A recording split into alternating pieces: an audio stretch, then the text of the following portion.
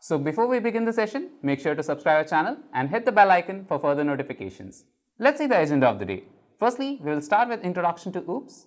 Then you will be having an understanding on real-world OOPS examples, which will give you a better understanding on the subject. Post that, you will be having an understanding on OOPS classes and objects. Followed with that, we will have an understanding on inheritance, encapsulation, and polymorphism in Python. Then we'll be moving with Python modules, standard library, and installing packages. Finally, we will have an understanding on exception handling. So without any further delay, let's get started with the video. Let's take an introduction to object-oriented programming. So object-oriented programming is a programming paradigm where you can use a real-world entity which is called an object. So object-oriented programming is basically about mapping a real-world object in our code. So let us consider an example.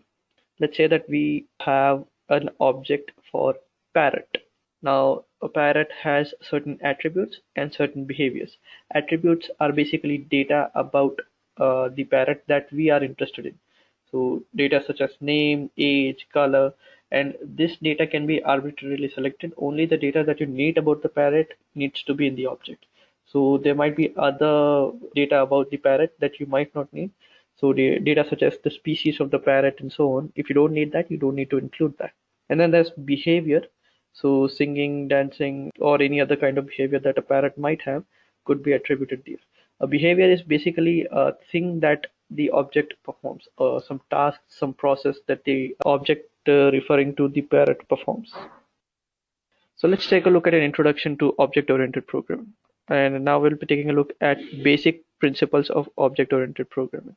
So some of the basic principles are polymorphism, classes, inheritance, encapsulation, classes, and object. Let's have a real world example of object-oriented programming. So as a human being, we can be classified into a male and a female. And these are the common functions between men and women. They can speak, they can hear, they can walk, they can see. So now if we consider a human being as a class, so a class is basically a description of what an object should be like. Think of it as a blueprint of the house that describes what the house should look like, how wide should a room be, what should be the dimensions of a room, how many rooms, how are they connected with each other. That's what a class is. It's like a blueprint that objects are created from. So every human being has certain body parts: nose, hands, legs, heart, eyes, and so on. And they have some common functions as well. They can walk, they can listen, they can speak, they can see, they can smell. So these common features are called attributes. So attributes are basically data about the person. So as you can see, the person's name, age, and all that could be considered an attribute. On the other hand, they could have certain behaviors as well, and we'll take a look at that as well. So male and female are inherited class from human being. So a human being is supposed to have certain features. That is, these features are inherited, and the specific things that make them different are then overridden. Let's give an example. Let's say that there's a person who's a male, and the name is Victor, and the age is 24. Now we can have an object of the class male, and we can have attributes such as name and age associated with it. So class is just a logical definition. Objects are the physical in-memory representation of that physical existence. Then you don't need to know the detail about how you walk, how you talk, how you listen, and so on. These decisions are hidden and encapsulated. Encapsulated basically means that they are not visible to the person, and they are bounded together with the data that they operate in. So for walking you need two legs, for hearing you need ears, for seeing you need eyes, and all of that is encapsulated or grouped inside a single entity or a single object. Now on the other hand, the class of a woman can be a wife, a mother, or a teacher, or any other profession that they can espouse, and at the same time being able to perform so many tasks at the same time. This is what is called polymorphism. So let's take a look at classes and objects. We'll take a look at other concepts such as encapsulation, polymorphism, more detail in later slides. So what are objects and classes? Well, class is like a blueprint of a house, and object is the actual house that has been built from that blueprint. So you can think of a class as a definition of what a house should be like, and then the object is basically a concrete implementation of that house. or of that blueprint. So object is the basic unit of object-oriented programming. It should be clear by the name object-oriented programming that objects are the basic unit. Now, an object represents a particular instance of a class. There can be more than one instance of an object. So, for instance, if you have class, you can have 7 objects of the same class. There can be multiple instances, and all of those instances are called an object. Now, each instance of an object can hold its own relevant data. So if we have 7 houses and they can all hold data about the color of the walls, they can all be different. So that's what the difference between classes and objects are. And we'll discuss more of it when we are performing the hands-on and understanding the code. But as of now, that's what this is. Now, objects with similar properties and methods are grouped together to form a class. So this is what our classes and objects are. So how to create a class in Python?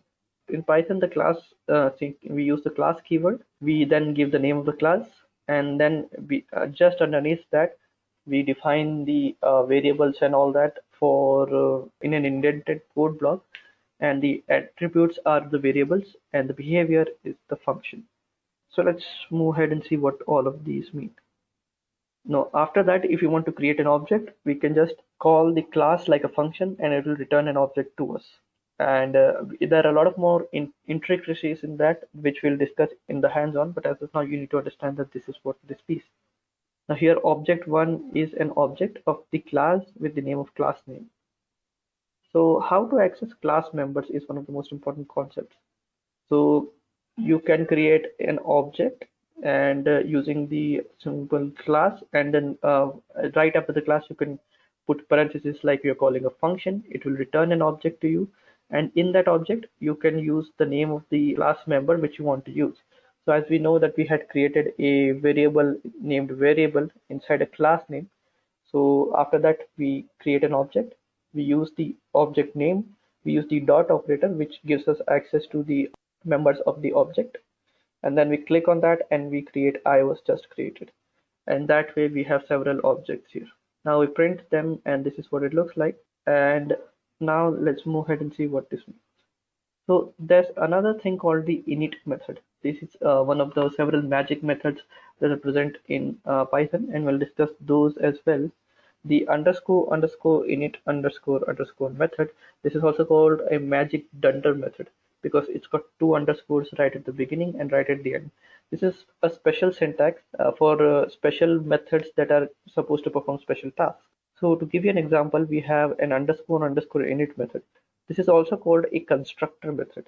This is a method that gets called the first time when the object is created. So when you create an object out of a class, this will get called automatically.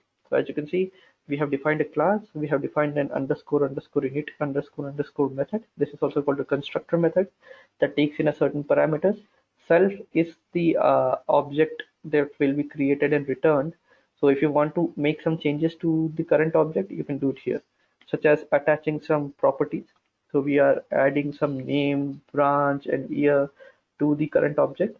We print a student object is created, and then we send it back to the user. So when we create an object, these things get set to the object, and then that object is returned and assigned to OB1. And then we use the print details method in which we pass in self, which is the object current reference to the current object, and then we print the name. As you can see, this is what it looks like. So here's some test for you. So create 2 vehicles called car1 and car2. We can set car1 to be red, convertible, worth $70,000 with the name of Ferrari. We get car2 to be blue. It should be a blue van named Jeep and worth $15,000. How do you do that? Well, we create a class named vehicle. After that, we define the name and kind by default, and we set the color there. We get the description defined there as well, and then we return the description. So now our code will go there. We will create new classes, and we'll create objects and we'll print them.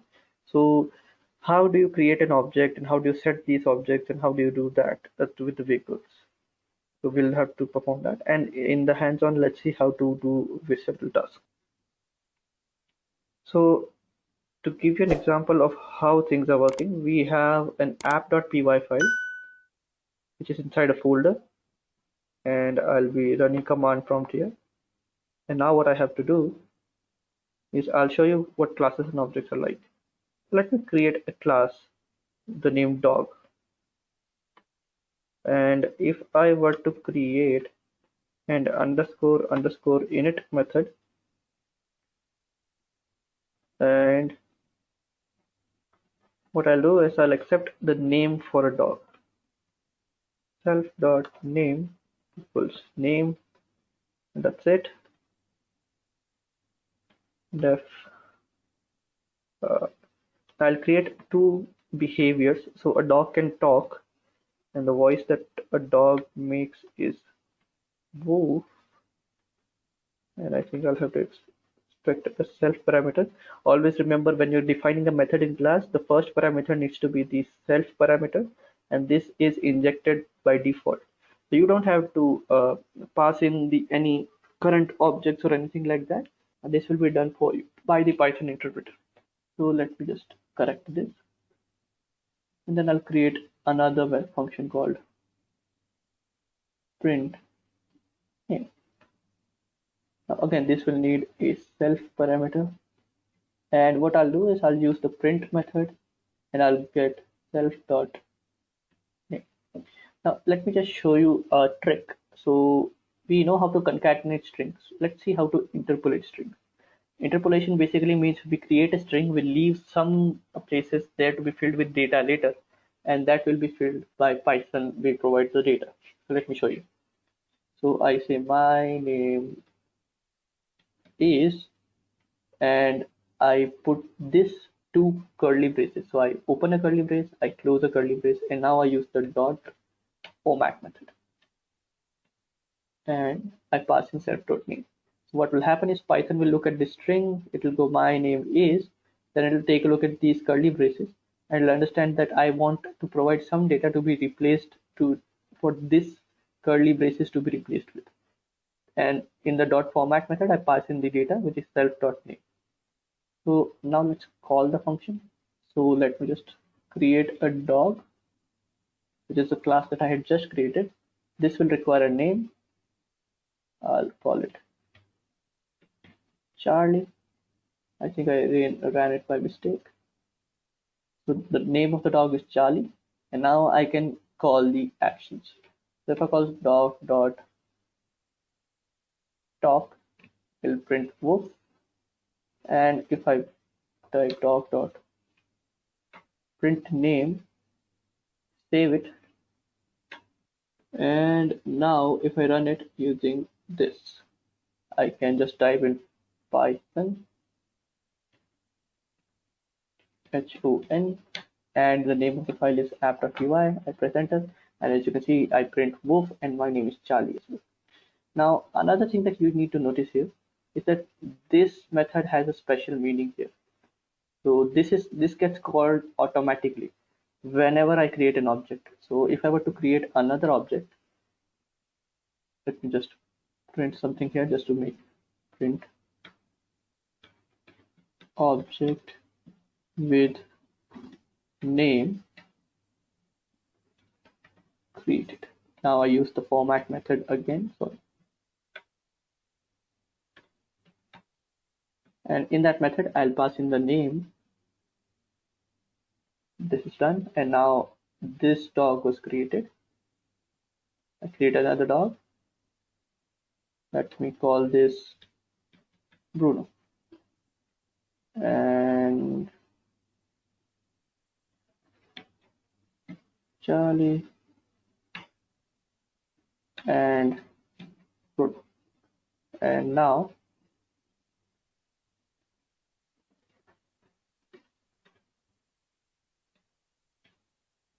Charlie will talk,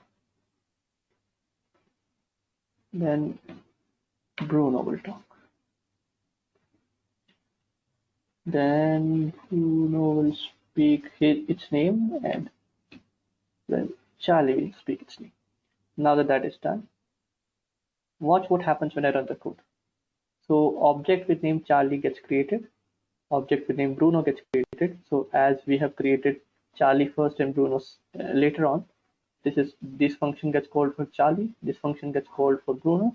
We create both the functions, Then we print then talk is the method that gets called, and first Charlie talks, then Bruno talks, and then we ask them to print their name. So Bruno prints their name, and then Charlie prints its name. So this is what it does. But another thing that I'd like to show you is if I print it. So if I were to print Charlie.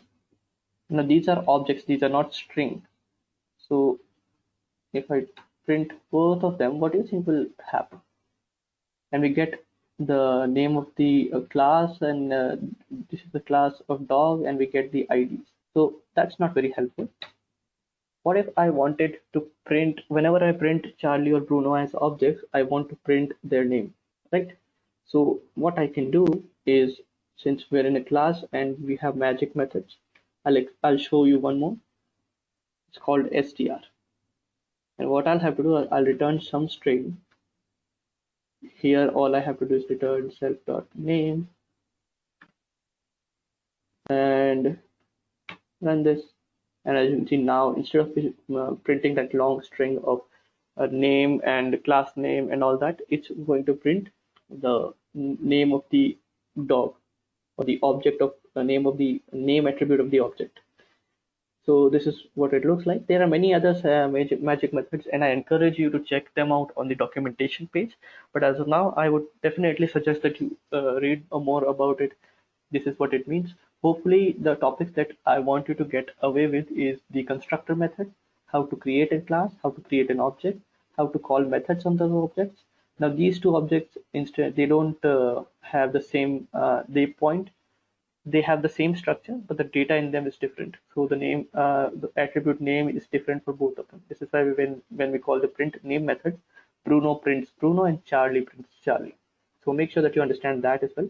It's a difficult concept when you're starting out with programming to get around, but once you get the hang of it, it's very easy. So with that in mind, let's move on to the next topic. All right, so now let's take a look at inheritance in Python. So inheritance is basically acquiring properties or behaviors of another class. The class that is being inherited from is called the parent class, and the class which is inheriting things is called the child class. There are many other terminologies. We will take a look at them one by one. So to give you an example, you would have inherited a few qualities from your parents, and they would have inherited certain qualities from your grandparents, and that this would have kept going on however long your family chain is. Now, in a family tree, traits such as hair, color, eyesight, and anything other than that gets passed down from generation to generation. So this is what inheritance means. There are many different kinds of inheritance in Python, and we'll take a look at them one by one. But for context, these are the 5 types of inheritance. We have single inheritance, multiple inheritance, multi-level inheritance, hierarchical inheritance, and hybrid inheritance. So let's take a look at them one by one. So single class inheritance basically means that there's one parent class, there's one child class, and we inherit from the parent class and the child class, and the child class is the class that inherits from the parent class. So here's an example. Let's say that we have a class of fruit, and then we have a class of citrus. So the class citrus inherits from the class fruit, and as you can see, the syntax is quite easy to understand. We create a class using the class keyword. We give the class a name, and right after the name, we put the class that we want to inherit from in parentheses. After doing that, inheritance is complete, and then we can perform other tasks as well. So now let's take a look at multiple inheritance. So a class can inherit from multiple classes. Now this is not possible in many other languages, such as Java, but you can in C++, in other languages such as C++, and even in Python, you can inherit from multiple classes. Just be very careful. By inheriting from multiple classes could cause a lot of issues if you're not careful. So make sure that you understand that. So we have a class A and we have a class B, and we want to inherit from both of them. So to do that, we can simply, instead of just passing in one class's name in the parentheses like we did earlier, we can pass it multiple classes name and separate it by comma. So that's how you can inherit from multiple classes. Then there's multi-level inheritance. So multi-level inheritance is just single inheritance repeated multiple times, or repeated in different combinations of classes. So let's say that I have a grandparent class, then a parent class, and then a child class. The grandparent class gets inherited by the parent class, and then the parent class gets inherited by the child class. That's how the relationship goes. Just one class at each level is inheriting one other class. This is what multi-level inheritance means. So this is an example. Let's say that I have a class A and a class B, and I inherit from class A to class B, and I inherit from class B to class C. This is multi-level inheritance. And then comes hierarchical inheritance. Just a quick info, guys. Intellipaat provides online training on top trending programming languages, mentored by industry experts. The course link is given in the description below. Now, let's continue with the session. So in this, one single class is being inherited by multiple classes. So it's just for clarification, your parents have certain qualities that get inherited by you and your siblings, your brothers and your sisters. This is a hierarchical inheritance. And your grandparents had certain features that get inherited by your parents and their siblings. So your father, your uncle, and everyone had inherited the behaviors, the mannerisms, or certain other qualities like hair color or eyesight from your grandfather. So that's how that. And finally, we'll take a look at the code first. So we have a class A, and then this gets inherited by both class B and class C. And finally, we have a hybrid inheritance. Hybrid inheritance is basically a combination of any two kinds of inheritance that we had seen earlier. So if in the example we have hierarchical inheritance between classes A and classes B, C, and D, and then we have multiple inheritance in class E and class B and D. So this is how hybrid inheritance works. This is the code that explains the relationship that we had seen in the previous example, or somewhat the relationship that we had seen in the previous example. Class B and C are inheriting from class A, that's a hybrid inheritance, and class D inherits from class B and C, that's a multiple inheritance. So inheritance, when we're working with inheritance, there's a function called super. So what does that do? So let's say that I have a parent class of vehicle and a child class of two wheelers. What I do here is that I use the super function, and then after calling the super function, I can access any property or method on the super class. So if I want to call a method from the super class, I use the super function. Super class is the class that I'm inheriting from the parent class. So I call that, and then I call the start function on it. Then I print I have two wheels, and then I call the stop method there.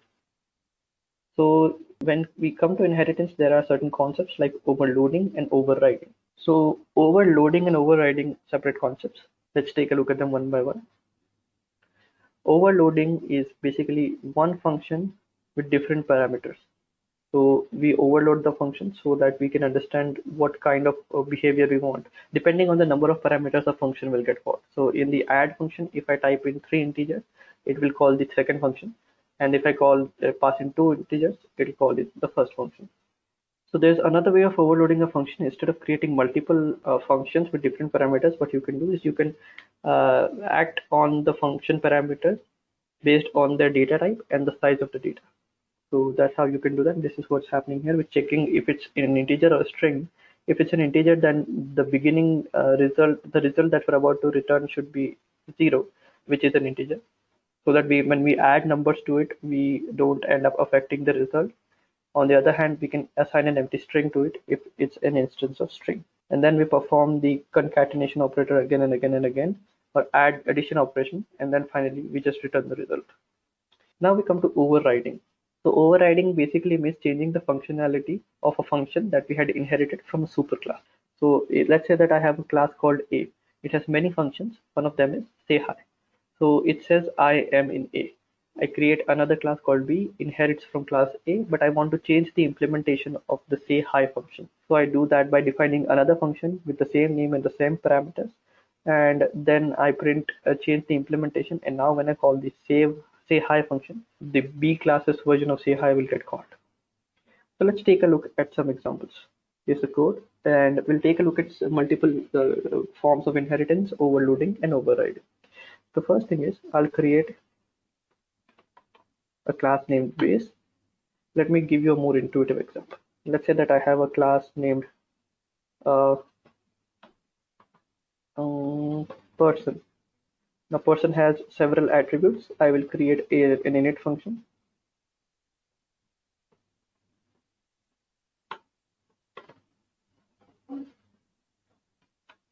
Okay, now here I will firstly, a person is always going to have a name.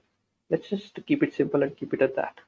So I will self dot name equals the name that is passed. So this object will now have a property name which will be set equal to the name that the function that the user passes. And now def say name, which takes in self, and all I will do is I will print self dot in, and we are done. Now let's create another class. Now a person could be a lot of things. So let's say that engineer, and I will inherit from person. Now def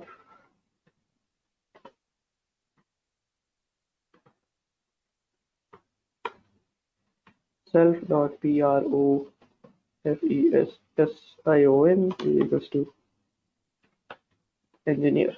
And finally I can create another function, say profession, that will take in the self parameter, and we will print self dot profession. And that's basically what we're trying to do. And now I can create another class with a similar structure,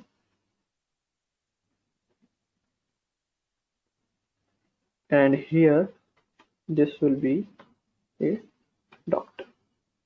So let me first complete the implementation with the doctor. Now one thing that I'd like to show you is this is single inheritance, right? So one class is inheriting from one class. And now if I create an engineer, so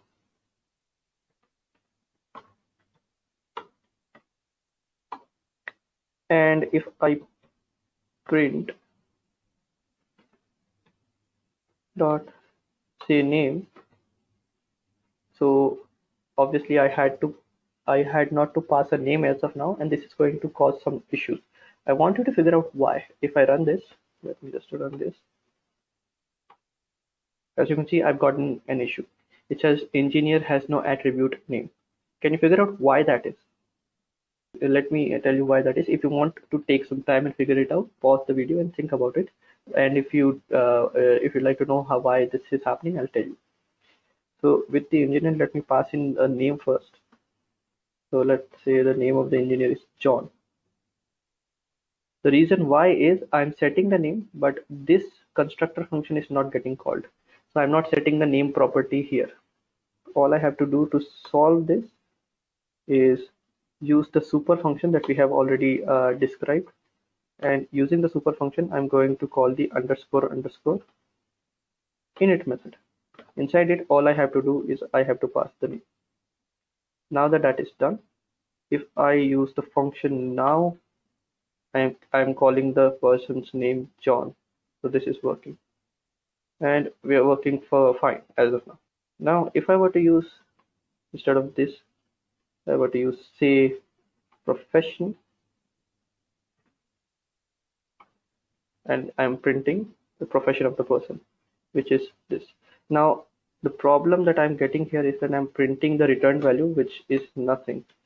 So if I do this, then it works. The name, and if I remove this and I run this again, it works. So as you can see that this is what it means. Now if I were to do this again, and if I were to change it from engineer to doctor, I'll show you certain example of where inheritance is so useful. So I'll pass in the name doctor, and if I were to create a doctor,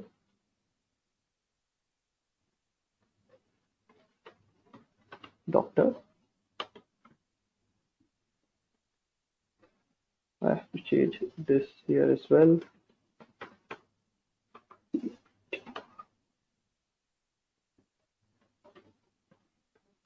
And let me just name Dr. Jane, engineer say name, engineer say profession, and now I'll do the same thing, but instead of it being an engineer, I will doctor. Now if I run this, as you can see, John is an engineer, Jane is a doctor. So this is working. Now the major advantage of inheritance is that it allows us to remove code duplication. So instead of us having to copy this code into multiple implementations of things that require this, we can just reference it here. We're saying anything that's in person you can use. So now we're using this. So if I were to change the implementation, instead of it being just printing the name, my name is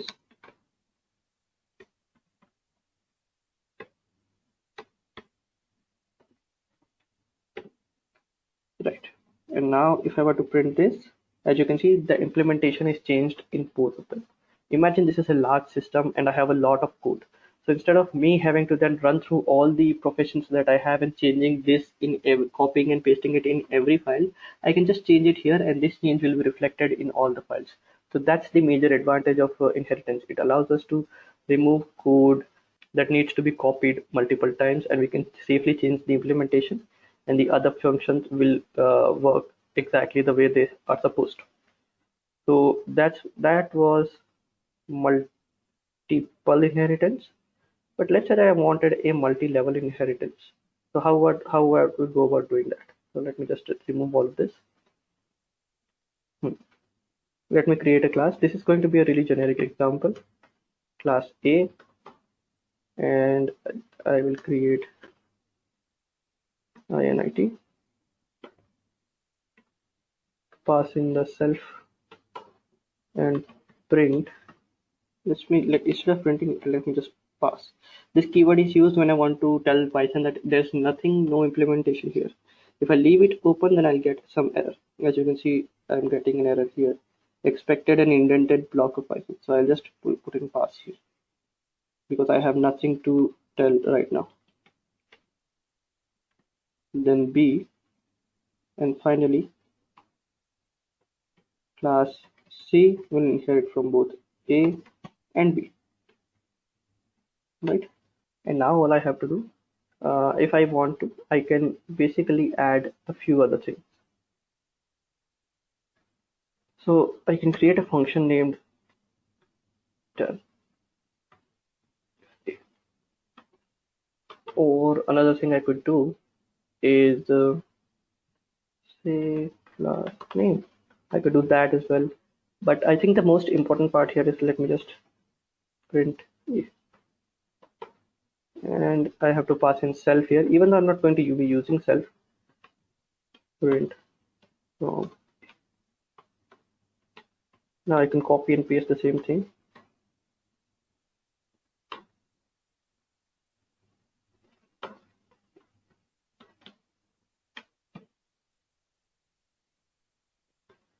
And this,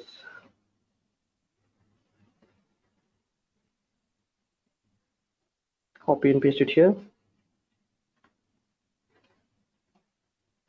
Okay. Now all I have to do is I have to create an object. Let's say I call it obj, and I create C. Now if I were to print dot print A, again I'm making the same mistake. Print B and print C. From A, from B, from C. So these methods get inherited in this class. This is multiple inheritance, and there's hybrid inheritance, and there's hierarchical inheritance. I don't think I need to go into any details of that. Basically, this would be just B inheriting from A and C also inheriting from A, and then that would be it. So hopefully this was useful. And now let's take a look at overriding and overloading. Let's say I have two functions. Let me create a class called base class, has nothing to inherit from. Def add, it takes two functions A and B, and it will return A plus B, right? Now let's say that I have another function def add It takes a, b, c, and it also takes in the parameter self, and it will return a plus b plus c. So yeah, indented properly. Yeah. And now if I were to print, let me just create an object.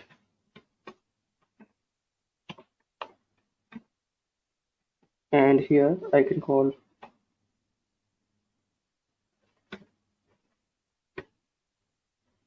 sorry, needs to be an equal.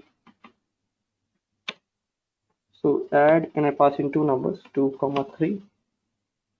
And another thing I can do is I can call 2, 3, 4. Now if I call the functions, I have two functions with the same okay.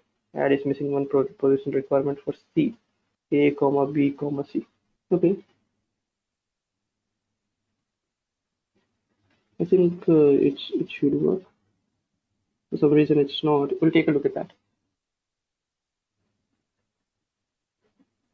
Okay, if I were to pass in 5,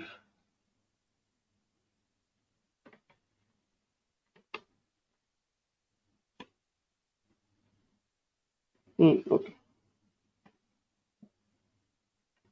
So we can have multiple functions. Let me just remove it out of the class so we don't have to deal with multiple functions. Yeah.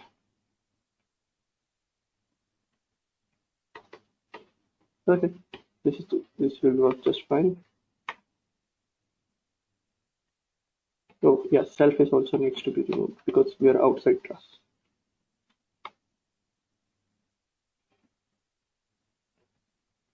So we can add multiple functions in Python. I think we need to, yeah.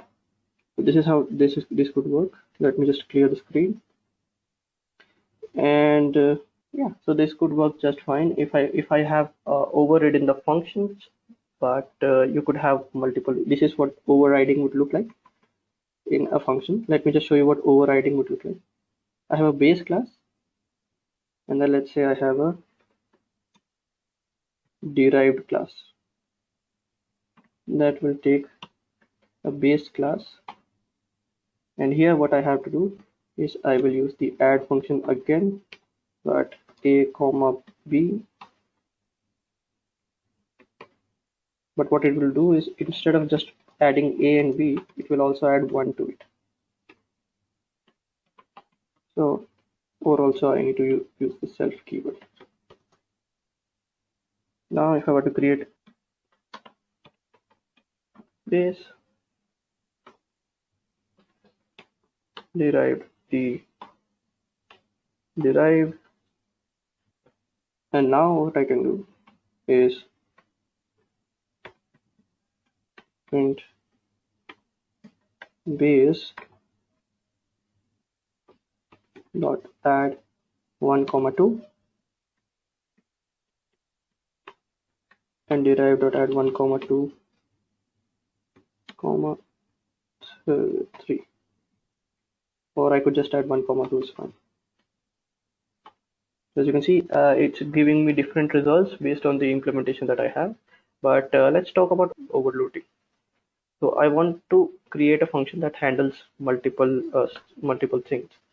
What I can do is instead of doing it this way, I can star args.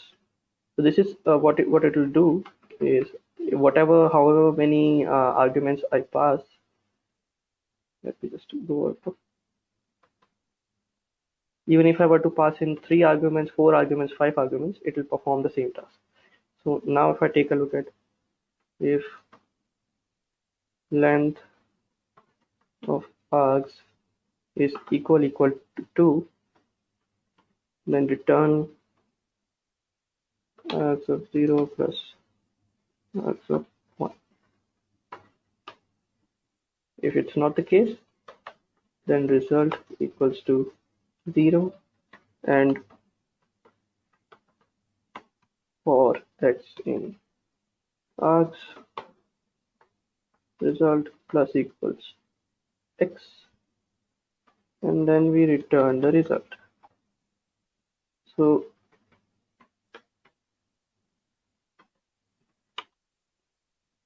I can pass in multiple arguments. Just make sure that you're putting a comma before them. And if I run this now, I have to, syntax is incorrect. I need to put this, and now it will work. Yeah. So this is what overloading means. So I have created multiple implementations based on the number of arguments that have been passed to me. I can create functions as well. So I can create add two, and here I'll add two functions and all that. So that's how overloading and overriding works. So hopefully that's clear. Now let's move on to the next topic. Just a quick info, guys. Intellipaat provides online training on top trending programming languages, mentored by industry experts. The course link is given in the description below. Now, let's continue with the session. The next topic is encapsulation in Python. Let's take a look at that. Encapsulation is basically abstraction plus data hiding. Abstraction is showing essential features and hiding non-essential features to the user. So depending on how your application is set up, let's say that you have an application that manages the payroll of a company. Now, since it's managing the payroll of a company, the user does not need to know what kind of database it uses, what kind of file system it's using, what kind of language or what kind of drivers it's using in the background. That's all things that you have to do.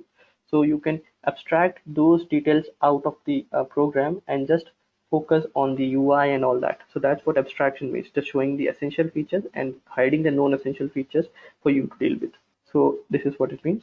So while we're writing an email, you don't know how these things are actually happening in the backend. This is one example of abstraction as well. So when you're writing an email on Gmail, when you send the email, you don't know how the things are being put into an HTTP request, how they're being transferred from other email servers, and how the email reaches to the person. So encapsulation deals on the concept of public and private. So public basically means a function that anybody could access. So far we have created only public functions. Private functions are functions that other people are not supposed to access. You can access them under very strict and rigorous circumstances, but it's generally discouraged. So if you want to access something, then you can use update software. Then you can use a syntax that we're showing down below. So let's say that we have a class named car. It has an init method, and in that we have an update software method. It's a private method. The way we know it's a private method is that it's been preceded by two underscores. So whenever we start a function name with two underscores, that means that it's a private method. So we create an update software method, we create a drive method, and then we call the update software method. I create an object called red car. I call the drive method since it's public. But if I want to call the private method, this is how I do it. So I call underscore the class name and then two underscores and the function name. Now again, this is not something that you should do. It's generally discouraged to call private methods on your own. So if possible, don't do it on your own. But if you have to, then this is one way you can do it. So you can change the value of a private variable using a setter method as well. So let's say that I have a private variable called max speed. Let's say I'm creating a car game. In that there's a max speed function. So instead of me having to reach into the function and then exposing the max speed variable, what you can do is you can call a max speed function, set max speed function, and pass in the maximum speed that you want to. So using the red car dot underscore max speed will not change the private variable because it's private, but you can use a setter method to do that for you. Now let's take a look at a hands-on to understand how that works. So let's say that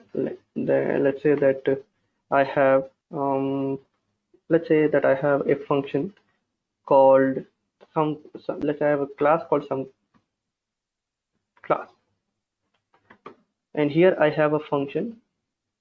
Let's call it public. I'll print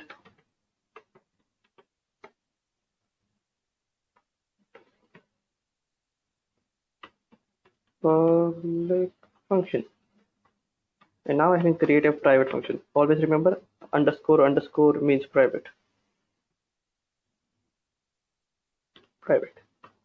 This takes in no functions, so I will just print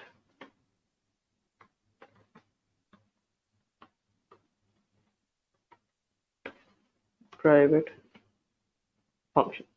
Now I think I'm getting some error, mainly because this is supposed to be a class and they need to accept a self parameter. And now if I were to create an object, and now if I were to call the obj dot public, this would work. So it's calling the public function. But now if I were to call the private function underscore some class underscore underscore private, and it's calling the private function for me. So that's how this works. Now let me tell you how to deal with the private variables.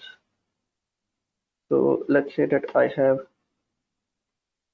a self dot underscore underscore private equals to instead of it being private, let me call it balance and set the balance to be 0. So let's say that I'm creating it for some account. Now I want balance to be private mainly because, let me call it INIT. The reason why balance is private because there can be certain rules that a bank has depending on how the things are set up. We might have multiple rules. So it could be that a balance can never be equal to 0, or it could be that a bank has that whenever you open an account, a balance should be minimum of 10. So we can set it here. Now also when we're setting the balance, there could be multiple procedures that we need to follow, that we need to log the old balance, then update the new balance, and then log that as well. So these are the kind of things that we'll take a look at in the set balance function. We take self, we take balance, and what we'll do is self dot b underscore underscore balance equals to, all right, so I need to put a comma here. All right, so now instead of this I can create account, and I can also create a get balance function. So def get balance self, and what it will do is it will return self dot underscore underscore balance. So now all I have to do is print obj dot get balance. I'll print it again, and before that I will change the balance, set balance to be 20. Now if I were to run this, what do you think will be the output? Let me just, so okay, I'm getting none here. Okay, obj is an account. I call the init method def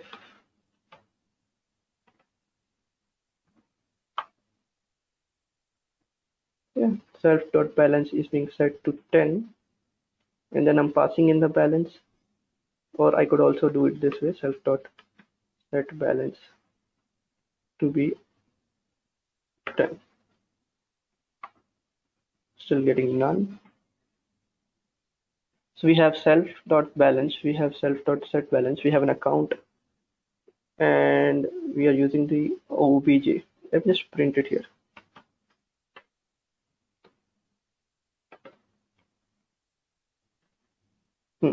Okay, so we're getting the balance, but we're not able to return it mainly because it's a private thing. So that's why we're not able to return the function. So make sure that you are understanding that. So you can't return a private value, but you can use it underneath. So as you can see, now I have 10 and 20. Let me just remove this. And if I were to print get balance, instead of we're printing 20, but if I pass it here, save this and run it again, as you can see, the current balance is 10, and then it gets printed to 20. So that's how that works. Hopefully it's clear to you, and let's move on to the next topic. All right, so now let's take a look at polymorphism in Python. So what is polymorphism? Well, polymorphism basically means it's the ability of a class or an object to perform certain tasks or adapt to perform certain tasks based on the environment. So to give you a bit more context, let's say that we have functions with the same name, but they behave in different ways. That's polymorphism. You might also recall that this is also what's called as overriding. So this is basically that. So you have different, you as human beings, we behave differently with our friends and with the elders and people we respect. So that's very akin to what polymorphism is. So a single person behaves differently at times. Similarly, objects can have say the same method that performs different tasks depending on the environment. So polymorphisms with a function is quite simple, as you can see here. We have a function called in the Pacific, in which we pass in an object of fish, and the fish will swim. So we have two fishes. One is shark, one is clown, and both of these fishes will swim differently. So that's polymorphism in a way. Let's take a look at polymorphism in more detail using some code. Again, the setup is quite the same. I have an app.py file, and I'd like to show you how I'm going to do this. So let me first create a class named worker, and that class will have a function or a method rather called work that will take in a parameter of self.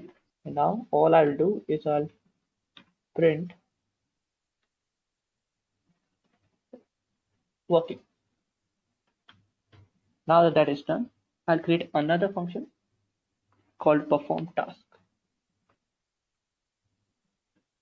This will again take parameter of self, and what it will do is it'll print performing task, and instead of after this I don't want there to be an empty line, so I'll change the end parameter, and now I'll call the self.work function or method. So that is done. Now what I'll do is I will create two classes. One is the class of a delivery person, so class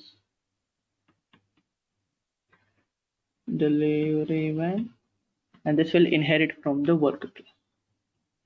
And here what I'll do is I'll override the work function, and it will take in a parameter of self, and all I have to do is change the print statement here, print.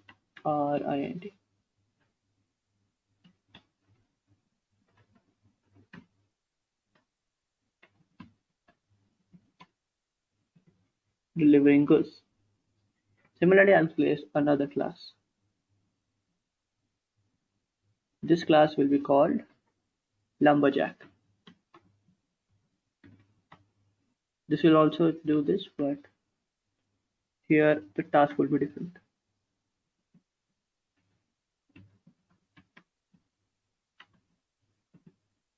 And now it's time for us to perform the task. So what we'll do is I will create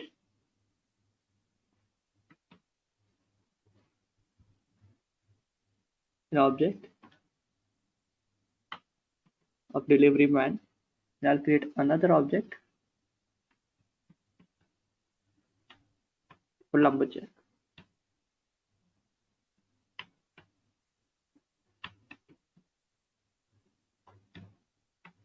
Fine. And now all I have to do is I have to perform the tasks. So delivery man dot perform task, lumberjack dot perform task.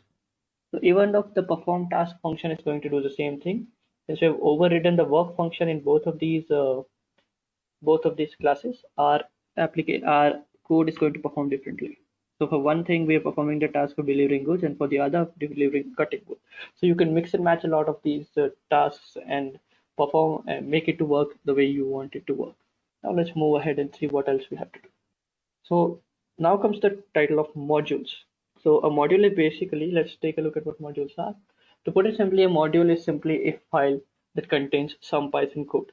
Modules can define functions, classes, and variables, and can also include runnable code. So there are some predefined modules in Python standard library that we can use for our basic purposes, and we can create our own modules. So there are two keywords that you need to be aware of when you're working with modules. The first one is the from keyword. The second one is the import keyword. So the from keyword allows you to specify the things that you want to import from a module, and the import keyword basically just imports one entire module into the current scope. So I'll show you what that means. And let's take a look at some module code. So again, the setup is the same, but here what I will do is I will create another file. I'll call it utils.py. Here I will define two functions. So a function will be add, and what we'll do is written x plus y. And I'll do the same thing here. But instead of adding it, it will be multiply. Now that I've done this, I can now use the previous thing. So from utils is the thing, and my code editor is recognizing this as well. We will import add. So if I want to just import add from utils, I can do that, and I'll do add. I'll just print it, add 7,9. Now that is done, if I run this again, here it goes. And now if I wanted to import the multiply function as well, I can do that. And that works as well. So it's working perfectly fine. But if I wanted to import everything, instead of me going to write everything like from utils import add multiply divide absolute and all that, I could just import utils. And now instead of add, I will use utils.add, which I've already run, and utils.multiply. And it's working the same way. So this is how modules work in Python. Let me just close this one out. Let's see what else we have to do. So let's take a look at the Python standard library. So Python standard library is a very extensive library which offers a wide range of facilities. So it's basically pre-bundled set of code that Python ships with, so that you don't have to write everything from scratch. So the standard library contains built-in modules. They provide access to functionalities such as I/O, which is file I/O or disk I/O or something like this. And they provide ability for us to take a look at data types, functions. We have modules that are already available in the Python library, and there are many other modules in Python's standard library that allow us to perform some very common tasks, which we can take a look, building CSV files, taking a look at the operating system features, so on and so forth. So let's take a look at the Python standard library code. So again, the setup is quite the same. We have the standard library. We'll be taking a look at the Python standard library. Essentially, what we'll be doing in this one is that we will create 3 files inside the data inside a folder named data. So let me just do that. I have no folder as of now. Let me create a folder called data. Inside it, let's say that I will create 3 files. Sample.txt, data.txt, and let's say I create another file called demo.txt. Now I want to take a look at all the files that are inside the data folder. There are many ways to do it, but in Python, since it already ships with a OS module that provides me with this functionality, I can type port OS, and now all I have to do is I will print os.list directory. This is a function. This will take in a path, and the path is the data folder. Now if I run this, as you can see, it gives me all the file names. Let me just clear it out.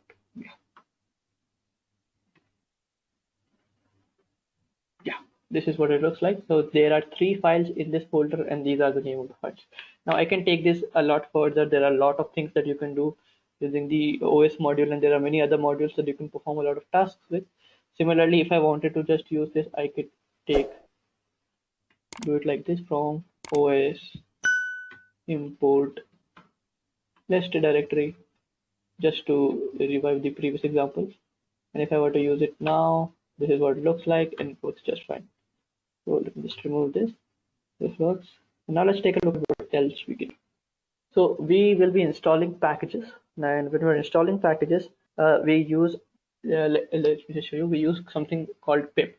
Pip is the package manager that comes with Python, and it allows us to use code written by other developers, and we will use the code written by other developers so that we don't have to solve the same problems that has already been solved by other people. So in this example, we are installing the Colorama package, which we will be using in our hands-on. So let's take a look at that.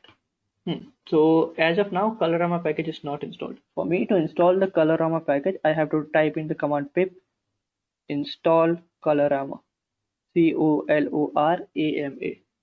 So pip install Colorama, and I press enter. If you've installed Python in your system, then this will work just fine. And it'll take some time. It'll take okay, so the Colorama package has already been installed on my system. That's just why it's saying requirement already satisfied. But in case you don't have it, it'll work for you. Now all I have to do is I have to import some methods. So let me see, Colorama. I will import the init method. Also from term color, I will import colored. So what I'll do is firstly I'll initialize call the init method, and now all I have to do is I have to print something. So I'll print it. Firstly I'll type in hello world,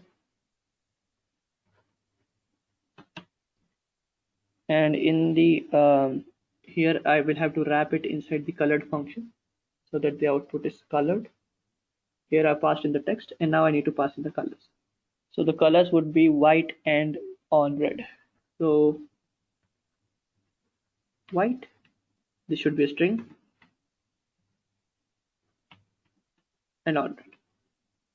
Now if I go to my system, type in pip Python app.py, as you can see the background color is red and the foreground color is white, exactly how I wanted it to be. So instead of me having to write the code to change the colors of the strings that are being returned, having to deep dive into how the terminals work and how to accomplish this task, this has already been done for us. We can just use the Colorama package, and we can use the term color and all that. So this is how that works, and hopefully that's clear. You can install any package that you want to install.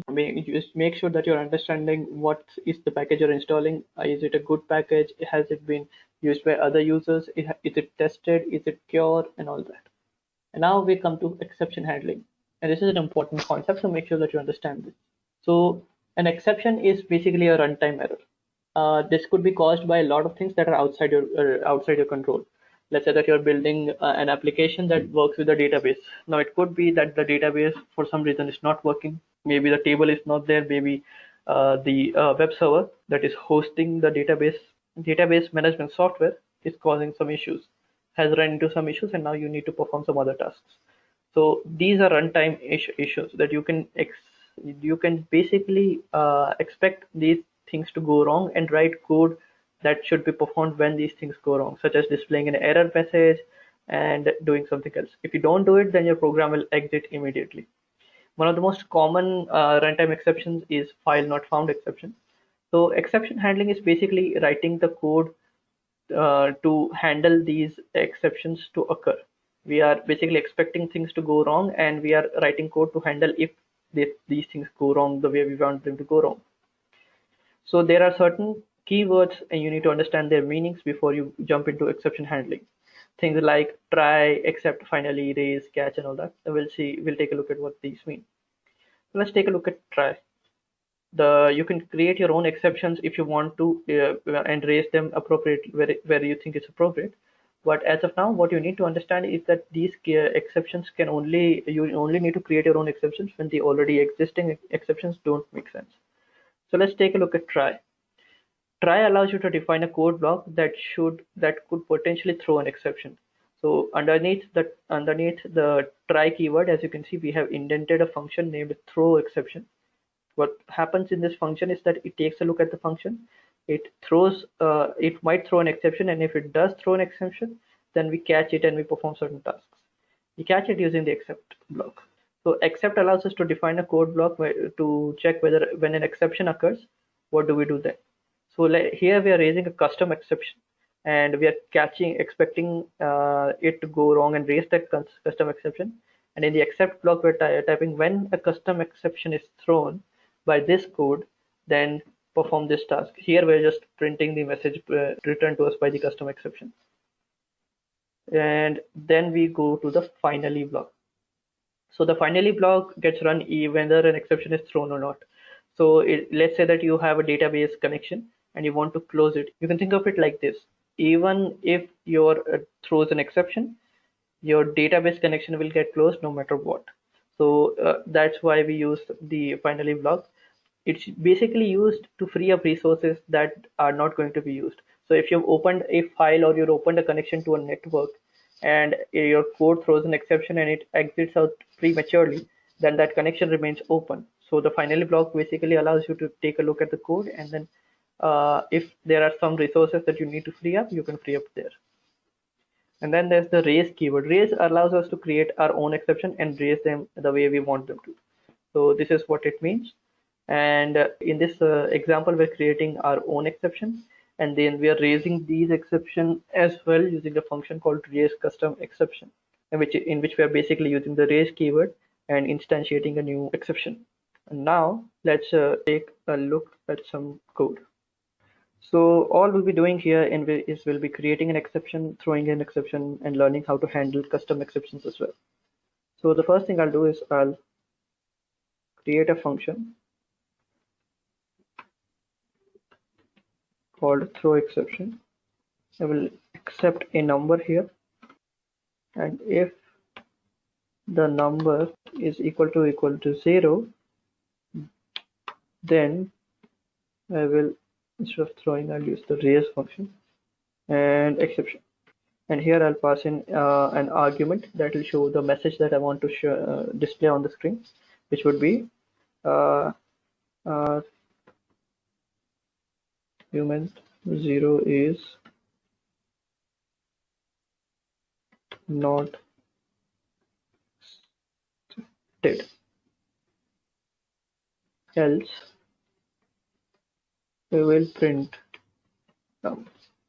So now if I were to use the throw exception function, pass in 0, and if I were to run the code, as you can see, this throws an exception, and this exception is causing our program to stop abruptly. So if I'm typing done here, and if I run this again, the last line does not get executed. Our program exits here. So if I were to handle this, then this would work. For instance, I'm handling exception as ex, and I will print it. Save it, run it again, and now it's working fine. It's showing me that argument 0 is not accepted, and we're printing the done statement. Now another thing is just the else statement could be used here as well. So else statement is used when the code associated with the else statement will be called when the exception is not thrown. So I will type in not thrown. Only when the exception is not thrown. Here the exception is being thrown. So if I type in 1, this will work fine. So it prints 1, which is because we're printing it here, it's not raising the exception. Then it goes ahead and goes not thrown, and then we print the done statement. So it's working fine. Now let me show you what the finally statement would do. And if I were to type and now if I were to type this, as you can see, it prints done. But if I were to pass in 0 and press this, as you can see, this is still printing done. So this is used to run code whenever we need to make sure that a piece of code is being run even when things are not working out. So even if there was some reason because of which our code would exit abruptly because an exception was not handled. Finally, block would run completely fine. So now that that is done, let me show you how to create your own custom exception. So let me just create a class called my exception.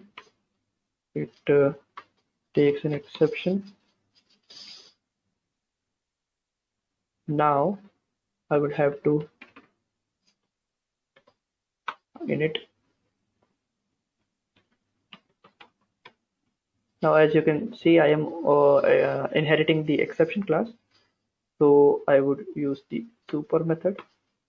Here I would have to pass in the current class, self object, and I have to call the init method here. An issue that I can see is I need to pass in self, and now here I'll pass in the init method, at least in the current exception class. I don't have to pass in anything, and now I need to just set the self args. Here it's a tuple, so all I have to do here is just paste my exception, save it, and now if I were to create my exception, yes, my exception, as you can see, I'm getting it here, but I'm getting it in the way of a tuple, so everything is this way. But as you can see, I can just change it by typing a comma. Now I'm getting my exception and raised my exception, so this is working. Now if I were to try it out, and in the except block, all I will do, in the except block, I will have to specify the kind of exception that I'm expecting. So my exception as ex, and I will print ex.